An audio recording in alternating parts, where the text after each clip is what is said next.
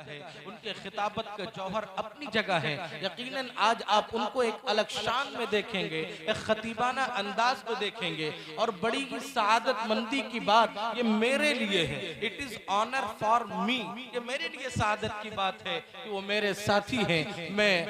मैं बिला किसी तमहीद और ताखीर के पहले खतीब को आपके रूबरू हाजिर करना चाहता हूँ। और पहले खतीब को मैं बरसरे मिंबर और बरसरे स्टेज स्टेज और दावत सुखन हजरत मौलाना सद्दाम हुसैन साहब दामत बरकातुहुम से दरख्वास्त करता हूँ कि हजरत वाला तशरीफ लाएं और अपने नूरानी और इरफानी बयान से हम सबको मुस्तफीज फरमाएं। अमरी वहलुल उक़दतम मिन लिसानी यफ़क़हू क़ौली। अम्मा बाद, अऊज़ु बिल्लाहि मिनश शैतानिर रजीम, बिस्मिल्लाहिर रहमानिर रहीम। क़ालन नबिय्यु सल्लल्लाहु अलैहि वसल्लम बल्लिगू अन्नी वलौ आया, औ कमा क़ाल अलैहि सलातु वस्सलाम। हज़रत सदर मोहतरम दामत बरकातुहुमुल आलिया और स्टेज पर जलवा अफरोज निहायत ही काबिल कद्र उलमाए किराम,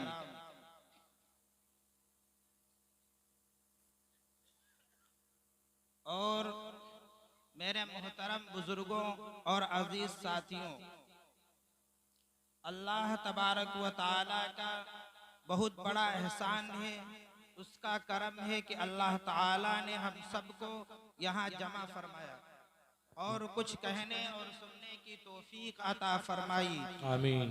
दुआ कीजिए अल्लाह पाक कहने सुनने से ज्यादा अमल करने की तौफीक अता फरमाए। आमीन या रब्बल आलमीन। और मेरे अजीजों और मेरे मोहतरम बुजुर्गों और दोस्तों, जब दीन की बात कही जाए या बताई जाए तो उसको ध्यान से और तवज्जो के साथ सुने, तब फायदा होगा।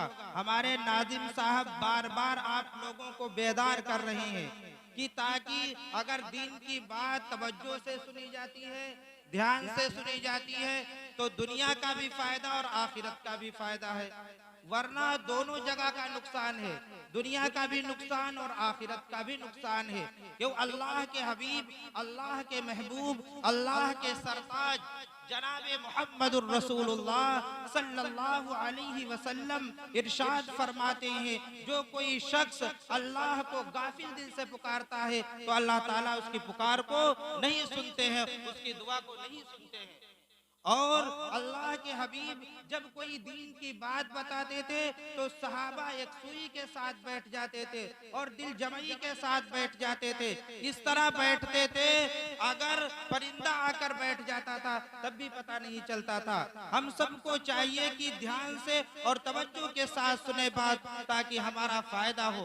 दुनिया का भी नुकसान है और आखिरत का भी नुकसान है। मैं एक मिसाल दे देता हूँ ताकि मिसाल से बात समझ में आ जाती है। एक आदमी था, बहुत बड़ा गाफिल आदमी था कि सारे काम वो गफलत ही से करता था। जैसे हमारे गांव में भी मशहूर है कि एक आदमी बहुत बड़ा काबिल आदमी है, उसको बोलते हैं। ऐसे वो आदमी था, वो बहुत ही बड़ा गाफिल आदमी था। जो काम करता था गफलत के साथ करता था, यहाँ तक कि खरीदता था तो गफलत के साथ, बेचता था तो गफलत के साथ, और किसी से कुछ गुफ्तगू करता था तो भी गफलत के साथ। यानी उसका नाम ही गाफिल पड़ गया था और हर आदमी जानता था, वो मशहूर हो गया था। इसी तरह एक दिन वो अपना गधा लेकर जा रहा था, रास्ते में, और कुछ ठगों से उसकी मुलाकात हो गई। एक ठग ने कहा, अभी ये आदमी जा रहा है, इसके पास गधा है, इससे मैं गधा ले लूंगा, इसको पता भी नहीं चलेगा। उस ठग के साथियों ने कहा कि तुम उससे कैसे गधा ले लोगे, वो तो रस्सी हाथ में पकड़े हुए है और गधे के गर्दन में रस्सी पकड़े हुए लगी हुई है, और तुम कैसे ले लोगे? फरमाया कि अभी मैं इससे ले लेता हूँ, इससे पता भी नहीं चलेगा। अब ये अपने साथियों से कहा कि हमारे साथ चलो। उसके साथी चलने लगे और ये चुपके आहिस्ता आहिस्ता गया और गधे के गर्दन से रस्सी हटा दी और अपने गर्दन में रस्सी डाल ली और गधा अपने साथियों को दे दिया। गधा अपने साथियों को दे दिया और कहा कि तुम ले जाओ गधे को। अब ये गधा लेकर चले गए उसके साथी, और ये उसकी रस्सी में आहिस्ता आहिस्ता गधे की तरह चलता रहा, गधे की तरह चलता रहा। अब फिर थोड़ी देर बाद काफी दूर निकल गया, तब इसकी गफलत टूटी। जब इसकी गफलत टूटी तब इसने देखा कि रस्सी में गधा नहीं है बल्कि आदमी है। तो उसने पूछा कि तुम कैसे इसमें रस्सी में तुम कैसे आ गए, तुम तो इंसान हो और हमने तो गधा बांध रखा था। फरमाया असल बात अल्लाह के बंदे ये है कि हमने एक दिन अपने वालिद की, अपने बाप की नाफरमानी कर दी और मेरे वालिद ने कहा कि तुम गधा हो जाओ, उसी दिन से हम गधा हो गए। अब फरमाया कि मेरे बाप ने मुझे माफ कर दिया है, मेरे बाप ने मुझे माफ कर दिया है, तो फिर से मैं इंसान हो गया हूँ, फिर से मैं इंसान हो गया हूँ। अब उसने कहा हमें तो गधे की जरूरत है, इंसान की तो जरूरत नहीं, तुम यहाँ से जाओ। जाने के लिए उससे कह दिया। वो अपने साथियों के पास आया और कहा कि देखो इससे कैसे हमने गधा ले लिया, इसको खबर भी नहीं हुई। तब फिर कुछ दिनों के बाद ये ठग और इसके साथियों गधा बेचने गए और इस गाफिल आदमी को गधा की जरूरत थी क्योंकि गधे से काम लेना था। जब ये इत्तेफाक से वो ठग और उसके साथी उस गधे को बेचने ले गए बाजार और ये इत्तेफाक से खरीदने पहुंच गया। जब वहां अपने गधे को देखा तो फौरन उसके कान में जाकर चुपके से कहता है, क्या तूने फिर अपने वालिद की नाफरमानी कर दी और फिर से गधा हो गया? अब तुझको मैं नहीं खरीदूंगा, तुझको अब नहीं खरीदूंगा। तो देखिए गफलत की और गफलत का नुकसान हुआ कि नहीं हुआ। दुनिया का भी नुकसान है, इसी तरह आखिरत का भी नुकसान है। एक मिसाल में आखिरत की दे देता हूँ। एक आदमी बहुत मशहूर था, जहाँ जलसा जुलूस होता था वहाँ पहुँच जाता था सुनने, जहाँ दीन की मजलिस होती थी बहुत लोगों के अंदर बहुत मशहूर हो गया। जब लोगों ने पूछा इसने अचानक जलसों में जाना बंद कर दिया, तो लोगों ने पूछा कि तुम इससे पहले बहुत मजलिसें करते थे और जहाँ जहाँ दीन की बातें होती थी पहुंच जाते थे, अब तुम वहाँ नहीं जाते हो, क्या वजह है, क्यों छोड़ दिया वहाँ जाना दीन की मजलिसों में? कहा कि मौलाना साहब ने ऐसी बात जलसे में कह दी, उसी पर अमल हो रहा, बड़ी मुश्किल में अगर कोई और बात बता दी। अरे अल्लाह के बंदे ऐसी कौन सी बात बता दी? अल्लाह के रसूल सल्लल्लाहु अलैहि वसल्लम जो दीन लेकर आए हैं वो आसान है, जो आप शरीयत लेकर आए वो बहुत ही आसान है। आज ही से हम अमल करना शुरू कर दे, आज ही से हम नियत कर ले कि 5 वक्ता नमाजें पढ़ेंगे, आज ही से अमल, आज ही से अगर हम चाहें कुरान सीखना, दीन की बात सीखना चाहे आसान है, अभी से सीख सकते हैं। अब उसने कहा कि पूछा ऐसी कैसी कौन सी बात कह दी आलिम साहब ने? आलिम साहब ने बात कही, ये बेतवज्जुही से सुन रहा था गफलत के साथ। आलिम साहब ने एक मसला बताया कि अगर कोई आदमी सहरा में हो, जंगल में हो, तो वहाँ 2 तरह की जमीन पाई जाती है, एक पथरीली जमीन पाई जाती है, एक रेतीली जमीन पाई जाती है। अगर कोई वहाँ पेशाब करना चाहे तो पथरीली जमीन में पेशाब ना करे, अगर पथरीली जमीन में पेशाब करता है तो छींटे बदन पर आएंगी और कपड़ों पर आएंगी, तो कपड़े और बदन नापाक हो जाएगा। तो वहाँ रेतीली जमीन पर पेशाब करो। इसने समझा ये मसला कि यहाँ गाँव और देहातों का है। उसने जब ये बात समझी, घर आकर उसने 50 किलो की बोरी बारू की रेत की अपने सर पर रखे हुए फिरता था और जब कहीं जाता था पेशाब करने, पेशाब करता था, वहाँ बालू निकालता था बोरी से और पेशाब कर लेता था, फिर लादे रहता था। कहने लगा किसी तरह इस बात पर तो अमल कर लिया है, अब कहीं मौलाना ने कोई और बात बता दी तो उसको बड़ा मुश्किल हो जाएगी। तो देखिए दीन की बात तवज्जुही के साथ सुनी जाए तो फायदा होता है। और मैंने बताया कि अल्लाह के हबीब फरमाते हैं और अल्लाह ताला खुद फरमाते हैं, वला तकुम मिनल गाफिलीन, तुम गाफिलों में से मत हो जाना, यानी गाफिल आदमी की कभी पैरवी ना करना, उसकी इत्तिबा मत करना। तो हम सबको ध्यान से, अब जैसे शुरुआत हो रही जलसे की और जितनी तकरीरें होनी है बिल्कुल आराम से और ध्यान से तवज्जो के साथ सुनकर हम लोगों को जाना है। कहते हैं कि अगर कोई नियत कर ले कि जलसे में अल्लाह के हबीब, अल्लाह के महबूब, अल्लाह के सरताज जनाब मुहम्मदुर रसूलुल्लाह सल्लल्लाहु अलैहि वसल्लम की बातें हमें सुनने का मौका मिलेगा तो हम उस पर अमल करेंगे। तो कहते हैं जलसे में देर तक बैठना इबादत शुमार होता है। रुकावट शुमार होता है। तो इसलिए मेरे अजीजों, वक्त बहुत मुख्तसर है। एक हदीस मैं आप सल्लल्लाहु अलैहि वसल्लम की आपके सामने सुना देता हूँ, फिर अपनी बात खत्म करता हूँ। एक मौके पर अल्लाह के हबीब, अल्लाह के महबूब, अल्लाह के सरताज जनाब मोहम्मदुर रसूलुल्लाह सल्लल्लाहु अलैहि वसल्लम सहाबा के दरमियान में मौजूद थे और सहाबा से फरमाया कि अभी मैं तुम्हारे दरमियान 5 बातें बयान करने वाला हूँ, तुम में से कौन है जो खुद इस पर अमल करे और उन लोगों तक पहुँचाने की कोशिश करे जो यहाँ पर मौजूद नहीं है। आप भी अहद करें कि उन 5 बातों को मैं सुनूंगा और उन लोगों तक पहुँचाऊंगा जो इस जलसे में नहीं आए हैं और खुद भी अमल करेंगे। अल्लाह के हबीब हजरत अबू हुरैरा कहते हैं कि फौरन खड़े हो गए हजरत अबू हुरैरा और फरमाया कि अल्लाह के हबीब आप बताइए, आपके उन इरशादात पर मैं खुद भी अमल करूंगा और उन लोगों तक पहुंचाने की कोशिश करूंगा जो यहाँ पर मौजूद नहीं है। हजरत अबू हुरैरा कहते हैं कि अल्लाह के हबीब ने मेरा हाथ पकड़ा और एक एक उंगली लेकर आपने मुझसे इरशाद फरमाई। सबसे पहली बात जो आपने इरशाद फरमाई, कितनी अजीम बात आपने इरशाद फरमाई, या अबा हुरैरा इत्तकिल महारिमा तकुन आबदन नास। अबू हुरैरा, अगर दुनिया के सबसे बड़े मुत्तकी और परहेजगार बनना चाहते हो तो अपने गुनाहों से बचा लो, सबसे बड़े मुत्तकी और परहेजगार बन जाओगे। अगर अपने आप को गुनाहों से नहीं बचाओगे तो चाहे जितनी रोजा नमाज कर लो, इबादत गुजार नहीं बन सकते। मेरे भाइयों, आज हमने इस्लाम का दामन छोड़ दिया, इस्लामी तालीमात को हमने फरामोश कर दिया।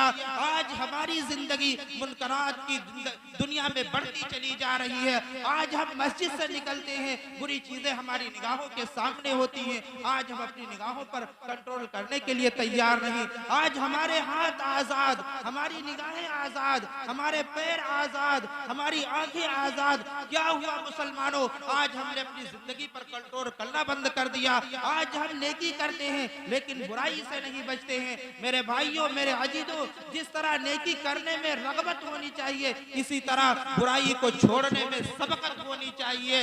आप फरमाते हैं कि आज हम नेकी तो करते हैं लेकिन बुराइयों से नहीं बचते हैं, लेकिन नेकी करते रहो, बुराइयों से बचते रहो, तब हमारी जिंदगी कामयाब होगी, तब हमारी जिंदगी कामयाब होगी। आज का हमारा नौजवान पैगंबर के तरीके को छोड़ देता है, उन लोगों के रास्ते को इख्तियार करता है जिन पर अल्लाह और रसूल की लानत है, गुनाहों का आदी बन गया है। यानी गाना बजाना उसकी गिज़ा बन गई है कि जब तक खाना नहीं खाता है पेट नहीं भरता है। आज हमारा नौजवान जब तक गाना नहीं सुनता है उसका भी पेट नहीं भरता है। आज हमने पैगंबर ने जो तरीका बताया था, जो रास्ता बताया था, वो रास्ता हमने छोड़ दिया है। आप बताइए कि कौन मुसलमान नहीं जानता कि झूठ नहीं बोलना चाहिए? कौन मुसलमान नहीं जानता कि रिश्वत नहीं लेनी चाहिए, सूद नहीं लेना चाहिए, गलत नहीं देखना चाहिए, गलत नहीं बयानी करनी चाहिए, किसी पर इल्जाम तराशी नहीं करनी चाहिए?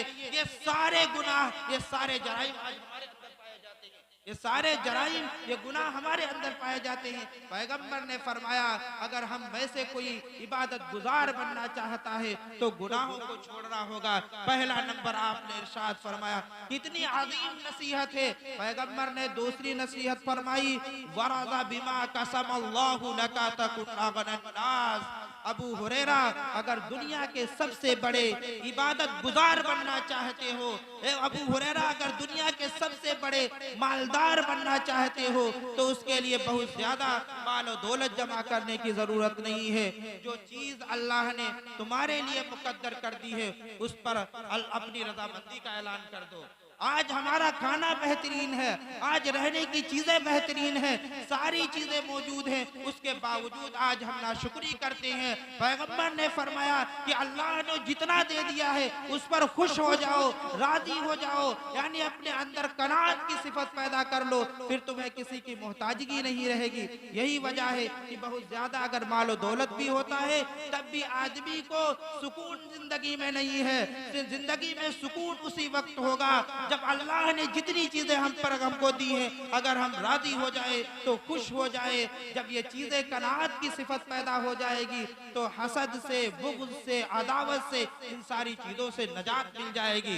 पैगंबर ने तीसरी नसीहत फरमाई, व अहिब्ब लि अखीका मा तुहिब्बु लिनफ्सिका तकुन मुस्लिमा। अबू हुरैरा, अगर सच्चे मुसलमान बनना चाहते हो उसके लिए भी एक काम करना होगा कि अपने लिए जो चीज अच्छे समझते हो वही अपने भाई के लिए भी अच्छी समझो। पैगंबर के इरशाद की रोशनी में वो शख्स सच्चा और कामिल मुसलमान नहीं है जिसके दिल में अपने भाई के लिए खैरख्वाही के जज्बात ना हो। पैगंबर की नसीहत इतनी अजीम है, अगर आज हम इस पर अमल करने लगे तो मुसलमानों के दरमियान से ये इख्तलाफात, ये इंतशारात, ये दूरियां जितनी पाई जाती हैं सब खत्म हो जाएगी। आपस में भाईचारगी, प्यार, ये सारी चीजें पैदा हो सकती है। पैगंबर ने कितनी नसीहत अजीम फरमाई, व अहिब्ब लि अखीका मा तुहिब्बु लिनफ्सिका तकुन मुस्लिमा। और देखिए पैगंबर एक नसीहत इरशाद फरमाई, व अहसिन इला जारिका तकुन मुमिना। अबू हुरैरा, अगर सच्चे मोमिन बनना चाहते हो उसके लिए एक काम करना होगा कि अपने पड़ोसी के साथ बेहतर सुलूक करने वाले बन जाओ। आज एक पड़ोसी को दूसरे पड़ोसी से शिकवा और शिकायत होती है, और एक पड़ोसी दूसरे पड़ोसी को तकलीफ देता है, परेशान करता है, जिस तरह हो सकता है उस तरह परेशान करता है। पैगंबर फरमाते हैं, अगर सच्चे मोमिन बनना चाहते हो, वरना तो तुम कहलाने के मोमिन होगे, सच्चे मोमिन बनना चाहते हो तो पड़ोसी के साथ बेहतर सुलूक करने वाले बन जाओ। एक मौके पर पैगंबर ने इरशाद फरमाया, एक आदमी है, सुनने की बात है, एक आदमी है पेट भरकर खाना खाता है और रात भर इबादत में लगा रहता है, और उसका पड़ोसी भूखा रात बसर करता है। कहते हैं कि उस आबिद की इबादत तो उसके मुंह पर मार दी जाएगी। एक आदमी है, रात का खाना खाता है और भूखे पड़ोसी को भी शरीक कर लेता है, या उसके घर में राशन भिजवा देता है और ईशा की नमाज पढ़कर आराम से सो जाता है, तो कहते हैं आराम से रात में सोना उसका इबादत शुमार होता है। मालूम यह हुआ पड़ोसी के साथ अगर बदसलूकी की है तो रात भर की इबादत रायगा हो जाएगी, और अगर हुस्न सलूक की वजह से रात भर सोना इबादत शुमार होगा। एक नसीहत उसके बाद में बात खत्म कर देता हूँ, बहुत ही अजीम नसीहत है। पैगंबर ने आखिरी नसीहत फरमाई, वला तुक्सिरु ज़िहका फ़इन्ना कसरत ज़िहकी तुमीतुल क़ल्ब। अबू हुरैरा, ज्यादा मत हंसा करो, आज ये रिवाज बन चुका है, आज हमारे दिलों के अंदर से कब्र का डर निकल गया, जहन्नम का डर निकल गया, ये सारी चीजें निकल गई। अब पैगंबर ने फरमाया कि ज्यादा मत हंसा करो, ज्यादा कहे कि मजलिस से मत जमाया करो, इसलिए कि ज्यादा हंसना इंसान के दिल को मुर्दा कर देता है। लेकिन जब आदमी का दिल मुर्दा हो जाता है तो सारे आमाल की रूह निकल जाती है, क्योंकि दिल आदमी का काम करना बंद कर दे, आदमी की जिंदगी खत्म हो जाती है, सारे आज़ा का दारो मदार दिल पर होता है। पैगंबर ने फरमाया, मैं ये नहीं कहता कि तुम ना हंसो, हंसना इंसानी सेहत के लिए जरूरी है। पैगंबर अलैहिस्सलाम तबस्सुम फरमाते थे, लेकिन हर चीज की एक हद है, एक दायरा है, क्योंकि आज फनकार लोग हैं, पेशावर हैं, उनका काम ही हंसना हंसाना है, एक दूसरे को वो हंसाते हैं, हम भी उनको देखकर हंसते हैं, हम भी उनको देखकर हंसते हैं। इस किस्म के हंसने से पैगंबर ने मना फरमाया, क्योंकि आदमी का दिल मुर्दा हो जाता है तो आमाल खैर की तौफीक छिन जाती है, फिर आदमी को मरने और आखिरत की जवाबदेही का एहसास भी खत्म हो जाता है। हर आदमी जानता है कि मरने के बाद हमें कब्र में जाना है, और कब्र में जो सवालात और जवाबात होने हैं उन सब का हमको जवाब देना, जो सवाल होंगे उनका जवाब देना है। इसलिए मेरे भाइयों, मेरे अजीजों, पैगंबर ने 5 नसीहतें फरमाई। सबसे पहले कि अपने आप को अगर इबादत गुजार बनना है सबसे बड़े, तो गुनाहों को छोड़ना होगा, और अगर सबसे बड़े मालदार बनना है तो कनाअत की सिफत पैदा करनी है। कनाअत कहते हैं कि जो चीज अल्लाह ने हमारे लिए मुकद्दर कर दी है उस पर खुश हो जाओ, और सच्चे मुसलमान बनना है तो अपने भाई के लिए खैरख्वाही के जज्बात पैदा करने हैं, और अगर सच्चे मोमिन बनना है तो पड़ोसियों के साथ बेहतर सलूक करना है, और अपने दिल को हयात और जिंदगी बख्शनी है तो अपने आप को बिला मकसद हंसने हंसाने से बचाना है। अल्लाह ताला हम सबको इन नसीहतों पर अमल करने वाला बनाए, कहने वाले भी मोहताज, सुनने वाले भी मोहताज। अल्लाह ताला सबको अमल करने की तौफीक अता फरमाए।